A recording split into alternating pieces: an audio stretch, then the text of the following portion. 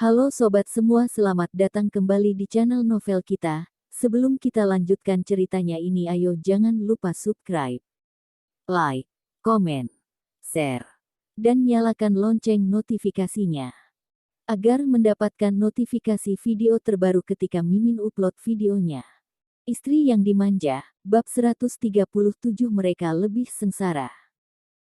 Setelah Kelvin Mu mendengar kata-kata Amanda Mu, dia langsung jatuh ke dalam perenungan.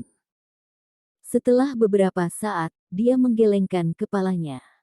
Tidak bisa.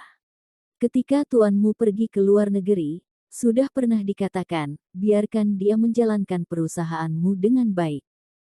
Kalau tidak ada masalah, Tuan Mu dapat menghabiskan sisa hidupnya di luar negeri. Ayah, situasi saat ini sudah kurang baik. Betapa pentingnya citra sebuah merek untuk perusahaan. Anda lebih tahu itu daripada saya.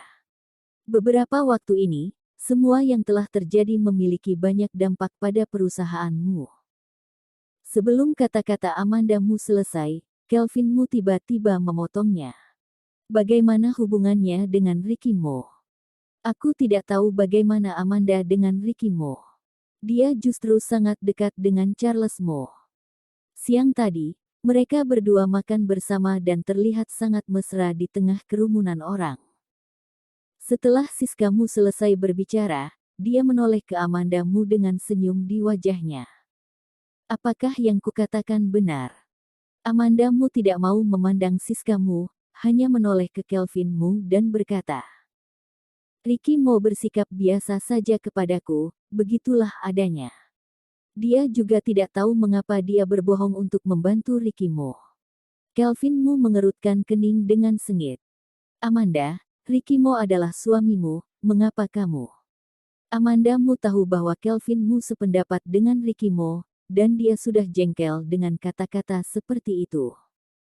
Dia menyela kata-kata Kelvin Mu dengan nada tegas. Apakah kamu ingin Ricky Mo membantumu seperti dulu lagi? Tidak mungkin. Jika perusahaanmu terus seperti ini, cepat atau lambat akan diakuisisi, lebih baik aku mengambil keuntungan dari saham perusahaanmu sekarang yang masih bernilai, aku langsung menjual sahamnya. Kelvin Mu berkata, wajahnya berubah. Amanda Mu, kamu sudah gila. Saya khawatir bukan hanya aku saja yang menjual saham. Orang lain yang memiliki saham perusahaan ini mungkin juga sependapat denganku. Membiarkan saham perusahaanmu membusuk di tangan, lebih baik cari pembeli yang murah hati. Kata-kata Amanda Mu bisa dikatakan sebagai pedang yang tajam, langsung menusuk kepala Kelvin Mu. Kelvin Mu memelototinya, dan menunjuk ke arah Amanda Mu, berkata, kamu berani. Kenapa aku tidak berani? Saham di tanganku legal, jadi aku bisa membeli dan menjualnya sendiri. Kelvin Mu sangat marah mendengarkannya, hingga dia tidak terdiam untuk waktu yang lama. Kamu pikirkan saja sendiri. Kemudian Amanda Mu berbalik dan keluar. Begitu dia keluar, ponselnya berdering. Di atas menunjukkan nomor kota J yang tidak dikenal. Amanda Mu mengangkat telepon. Terdengar suara seorang pria di telepon. Maaf, apakah ini kakaknya Charles Mo? Amanda Mu terdiam sejenak. Ya, aku kakaknya. Begini, saya adalah guru wali kelas Charles Mo. Ada yang terjadi dengannya di sekolah. Kita perlu meminta walinya untuk membantu kita menyelesaikannya. Amanda Mu bertanya dengan cemas. Apa yang terjadi dengannya?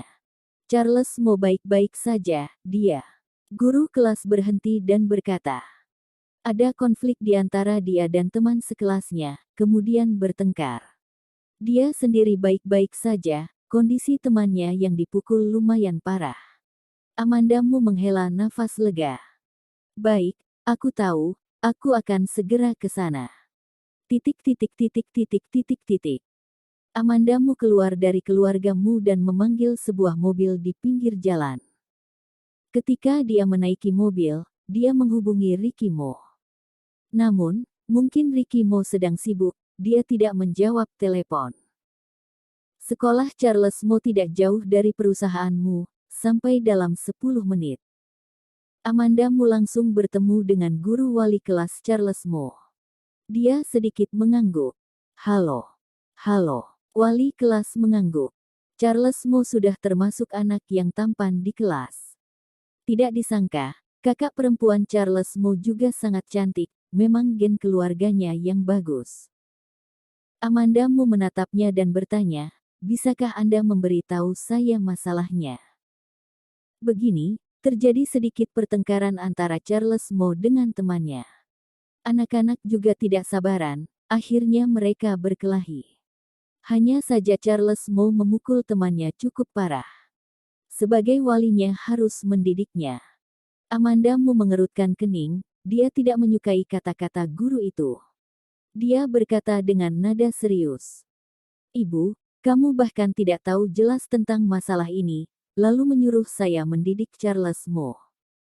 Apakah itu adil? Ketika Amanda Mu tersenyum, sepasang mata dengan lipatan yang indah, tetapi ketika menatap orang dengan dingin, itu juga membuat orang merasa dingin. Wali kelas dengan cepat menjelaskan. Saya tidak bermaksud begitu, tapi saya pikir Charles Mo memukulnya terlalu parah. Amanda Mu berkata. Saya mengerti, tapi saya ingin menemui adik saya dulu. Wali kelas mengangguk. Mereka ada di kantor saya, kita akan segera ke sana. Amanda Mu melihat Charles Mo di dalam kantor. Ada sedikit warna di wajahnya, rambut yang hancur, dan pakaian di tubuhnya tercabik-cabik, seperti seekor anjing liar yang diambil dari tempat sampah. Dia menegakkan punggungnya dan berdiri di sana, ekspresinya sangat keras kepala, dia tampak menolak. Mungkin karena hidup bersama dengan Ricky Mo, muka dengan tanpa ekspresi, juga seperti menunjukkan kekuatan, tetapi beda jauh dari Ricky Mo. Begitu dia melihat Amanda Mu, ekspresinya melihat ke bawah, dan mengedipkan matanya, menatap Amanda Mu dengan sedih. Kakak Amanda. Amanda Mu menatapnya seperti itu, merasa sedikit sakit hati. Amanda Mu berjalan dan menyentuh rambut keriting kecilnya. Kamu terluka?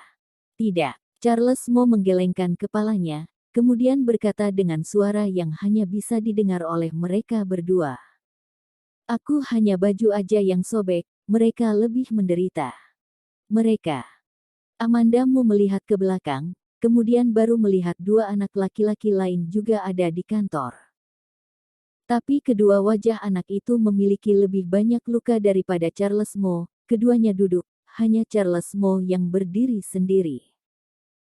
Charles Mo bukan anak yang tidak masuk akal, apalagi sembarangan memukul orang, hanya karena dua orang itu sedikit lebih terluka, mereka bisa duduk, tetapi Charles Mo harus berdiri. Amanda Mu menoleh ke arah guru itu. Bukannya lukanya sangat parah. Mengapa tidak diantar ke rumah sakit? Ini adalah apa yang orang tua mereka mau. Nada bicara wali kelas canggung. Charles Mo tidak belajar di sekolah anak orang kaya, keluarga para siswa juga keluarga biasa-biasa saja. Ketika anak-anaknya terluka, perilaku kedua anak orang tua tidak lain adalah menginginkan uang. Amanda Mu tertawa mengejek. Pada saat ini, terdengar suara seorang wanita di luar pintu. Anakku ada di sini. Ketika kata-kata itu terdengar, seorang wanita gemuk mendorong pintu dan masuk. Matanya menuju pada seorang anak laki-laki di sofa, menyeka air matanya kemudian dengan cepat memeluknya. Kesayanganku kenapa dipukuli sampai seperti ini? Dia menangis keras, Amanda Mu menutupi telinganya dan melirik wali kelas. Kepala sekolah mendekat dan membujuknya, jangan menangis, kita perjelas dulu. Memperjelas. Bagaimana bisa kita memperjelas masalah ini? Anak saya sudah seperti ini, tentu saja mereka harus membayar biaya pengobatan. Kata wanita gemuk itu dengan keras.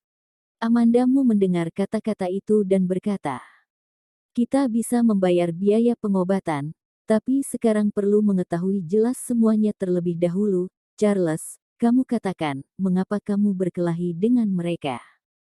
Charles Mo tidak langsung menjawab, kemudian menundukkan kepalanya. Amanda Mu terkejut. Kenapa? Charles Mo tidak menjawab. Wanita gemuk itu tidak menangis lagi pada saat ini, dan berkata dengan nada yang aneh. Ada alasan apa lagi? Karena dia bandal, bagaimana mungkin ada yang memukul temannya hingga seperti ini? Lihatlah anak kesayanganku yang malang ini. Bersambung.